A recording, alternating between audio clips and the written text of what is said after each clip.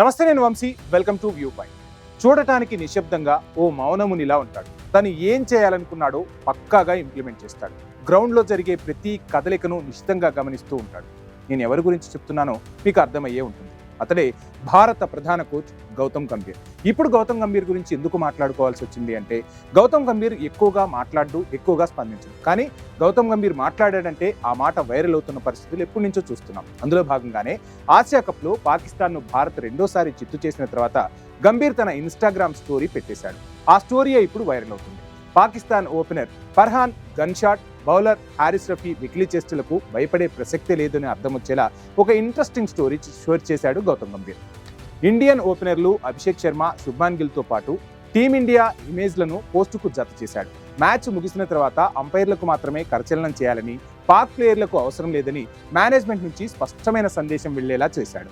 భారత విజయంపై బీసీసీఐ ఉపాధ్యక్షుడు రాజు శుక్లాతో పాటు మాజీ క్రికెటర్లు సోషల్ మీడియాలో అభినందనలు తెలుపుతున్న సందర్భం. మొత్తంగా భారత ఆటగాళ్లు సూపర్, మరోసారి ఆధిపత్యం ప్రదర్శించినందుకు అభినందనని హర్భజన్ సింగ్ అంటే, ఇక అభిషేక్ శర్మ, గిల్ చాలా చక్కగా ఆడారు. ఇక్కడ దూబే కాంట్రిబ్యూషన్ను మర్చిపోకూడదు. కీలక సమయంలో వికెట్లు తీసి పాక్ను దెబ్బ కొట్టాడు అంటూ సంజయ్ మంజ్రేకర్ రాసుకొచ్చిన పరిస్థితి. ఓపెనర్లు ఒకే లక్ష్యంతో బరిలోకి దిగారు. మంచి టైమింగ్తో షాట్లు కొట్టారు. జట్టు విజయంలో కీలక పాత్ర పోషించారు. ఇలాగే మున్ముందుకు కొనసాగండి అంటూ యువరాజ్ సింగ్ ట్వీట్ చేశారు. కంగ్రాట్స్ టీమిండియా, ఆసియా కప్లో మరోసారి పాక్ను ఓడించారు. అభిషేక్ శర్మ, శుభ్మాన్ గిల్ అదరగొట్టేశారంటూ రాజు శుక్లా కూడా చెప్పుకొచ్చిన సందర్భం. మొత్తంగా ఈ ఆదివారం ఇలా గడిచిపోయింది.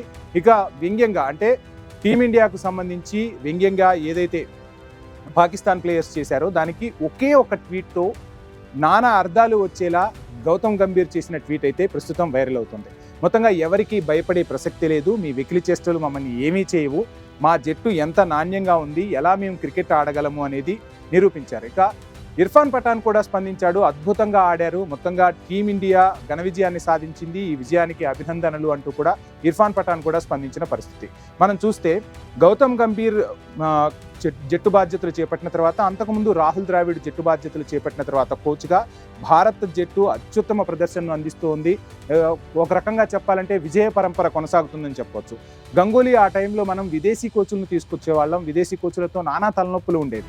చాపెల్ ఆ టైంలో మనం ఒకసారి గుర్తు చేసుకుంటే, కానీ ఇప్పుడు స్వదేశీ కోచ్లు, అందులోనూ మన ప్లేయర్లే కోచ్లుగా తయారైపోయి భారత క్రికెట్ ఇంకొక మైలురాయికి తీసుకుపోతూ ఉన్నారు.